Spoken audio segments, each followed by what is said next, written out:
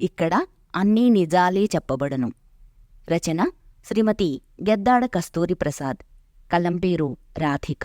పఠనం గౌరిమణి. చక్కని కథలను ఇంకా వినాలనుకుంటే సబ్స్క్రైబ్ చేయండి, నలుగురితో షేర్ చేయండి. ఈ కథ ప్రచురణ సర్కార్ ఎక్స్ప్రెస్ 29/12/2004. ఆంధ్రులను, మరికాస్త మతిలేని వాళ్లను, బద్ధకస్తులను, చుట్టాలను బద్ధశత్రువులను చేయడానికి ఏప్రిల్ 1వ తేదీన మరో ఛానల్ ప్రారంభమైంది. ముందుగా భక్తి గీతాలు, ఆ తరువాత వార్తలు ప్రసారం చేశారు. వార్తలు చదువుతున్న సత్యం వార్తలతో పాటు మరో వార్త చదవడం అందర్నీ ఆశ్చర్యపరిచింది. వార్తల్లో లేని వార్త వింటున్న ఈ కొత్త టీవీ ఛానల్ వారికి మతిపోయింది. ఆంధ్ర వీక్షకులకు స్వాగతం. ఈరోజు ప్రారంభమైన ఈ కొత్త ఛానల్ మీకు ఆసక్తిదాయకమైన సీరియల్స్ అందిస్తోందని చెప్పడానికి ఆనందిస్తున్నాము. కొత్త ఛానల్ కాదు, చెత్త ఛానల్. ఆసక్తిదాయకమైన సీరియల్స్ కాదు, శక్తిని హరించే అపాయకరమైన సీరియల్స్. ప్రముఖ పారిశ్రామికవేత్త ధనుంజయ్ని రౌడీ షీటర్ హత్య చేస్తూ ఉండగా చూసిన ప్రత్యక్ష సాక్షి సుశీలను ఈరోజు వ్యభిచార గృహంలో అరెస్టు చేశారు. వ్యభిచారి కాదు, ఆమె ఇప్పటికీ కన్యయే. వరకట్న వేధింపుల మీద అరెస్టు చేయబడిన మిసెస్ మోసా అత్తగారికి, మామగారికి, భర్తకు ఆ వేధింపులు నిజమైనవిగా నిరూపించబడినందువల్ల బెయిల్ దొరకలేదు. టీవీ సీరియల్స్ చూడనివ్వడం లేదనే కక్షతో మిసెస్ మోసా దొంగ కేసు పెట్టింది. వాళ్లు అమాయకులే. పనియే దైవం అని భావించే ఓ అధికారి ఎక్కువ పనిచేసి కంపెనీకి లాభాలు తెచ్చినందువల్ల ఆయనకు చిన్న వయసులోనే మేనేజింగ్ డైరెక్టర్ పోస్టు దక్కింది. పనియే దైవం కాదు, పెళ్లమే దెయ్యమని భయపడి ఇంటికి వెళ్లకుండా పనిచేసేవారైనా. ప్రత్యేక తెలంగాణ రాష్ట్రం కావాలని మాజీ మంత్రి కఠోరమైన నిరాహార దీక్ష ఈ రోజే మొదలుపెట్టారు. శరీరం బరువు తగ్గడానికి ప్రకృతి ఆశ్రమం డాక్టర్లు ఉపవాసం చేయమన్నారట.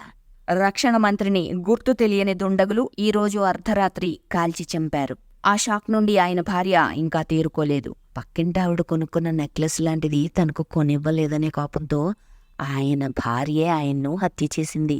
టీవీలో వస్తున్న ఆ రెండో న్యూస్ రాకుండా ఆపాలని టెక్నీషియన్స్ చాలా ప్రయత్నాలు చేశారు. కానీ ఏమీ ఫలించలేదు. ఆ వార్త అలా కొనసాగుతూనే ఉంది. ఆహార శాఖ మంత్రి తన 100 ఎకరాల పొలం పంట తుఫానుకు నాశనమైందని, తనకు తిండి లేదని అందరి రైతుల్లాగే ఆయన ఆత్మహత్యకు సిద్ధపడ్డారు. ఆయనపై అవినీతి ఆరోపణ ఉందని అదో నాటకం. ఓ పెద్ద ఇంజనీర్ గారు రిటైర్ కాగానే తనకు 65 ఏళ్లు రాకుండానే దొంగ సర్టిఫికేట్తో చాలా కాలంగా రైల్లో సీనియర్ సిటిజన్ కన్సెషన్తో ప్రయాణిస్తున్నందుకు గాను పక్కింటివారు ఆయనపై ఫిర్యాదు చేయగా ఆ ఇంజనీర్ గారు జడ్జిగారికి లంచం ఇచ్చి కేసు నుండి బయటపడ్డారు. కాదు, ఆ కేసు హియరింగ్కి వచ్చేనాటికి ఆ ఇంజనీర్ గారికి 65 ఏళ్లు నిండిపోయాయి. 45 సంవత్సరాలు నిండిన స్త్రీని పరీక్షించి ఆమె గర్భం ధరించేలా చేసిన గైనకాలజిస్టుని ఈరోజు సన్మానించారు. టీవీ సీరియల్స్ చూసి ఆవిడ కడుపుపై పిల్లో పెట్టి దొంగ కడుపు సృష్టించారు.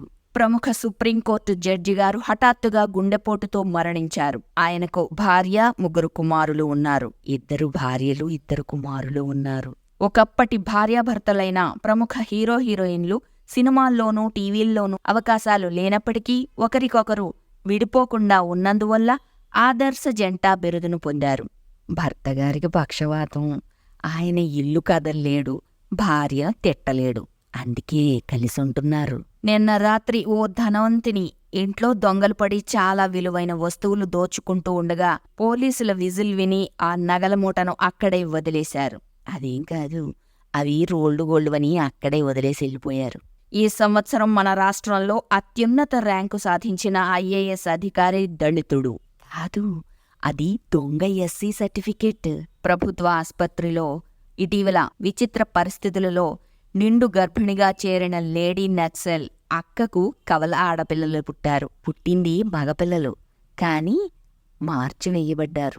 ఎయిడ్స్ ప్రపంచాన్ని చావులతో భయపడుతున్న తరుణంలో ప్రముఖ శాస్త్రవేత్త జేవి రావు గారు దానికి మందు కనిపెట్టారు.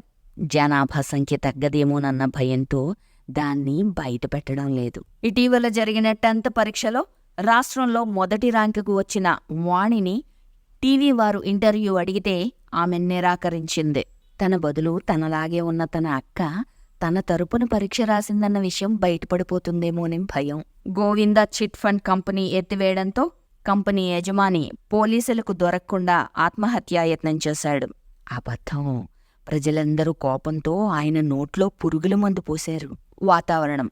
ఈరోజు వాతావరణం కొన్ని చోట్ల పొడిగాను, కొన్ని తడిగాను, కొన్ని చోట్ల ఎండగాను, మరికొన్ని చోట్ల మేఘావృతమై ఉంటుంది. ఇది మాత్రం ఖచ్చితంగా నిజం. ఇప్పుడే అందిన వార్త. ప్రముఖ శాస్త్రవేత్త కుమార్ దొంగలతో నిజం చెప్పించే కాలర్ మైక్ను కనిపెట్టారు. ఎవరికైనా సరే దాన్ని దొంగిలిస్తే అన్నీ నిజాలు చెప్పేస్తారు. నిజానికి ఆ కాలర్ మైక్ను కుమార్ గారి చీఫ్ కనిపెట్టగా ఆయన దగ్గర్నుండి కుమార్ దొంగిలించి ఇప్పుడు వార్తలు చదువుతున్న నాకు ఎవ్వరు చూడకుండా అమర్చారు. ఈ వార్తలు ఇంతటితో సమాప్తం. మరలా రేపు కలుద్దాం. రేపటికి ఈ ఛానల్ బహుశా ఉండకపోవచ్చు. ఈ కథ ప్రచురణ సర్కార్ ఎక్స్ప్రెస్ 29/12/2004. చక్కని కథలను ఇంకా వినాలనుకుంటే సబ్స్క్రైబ్ చేయండి. నలుగురితో షేర్ చేయండి.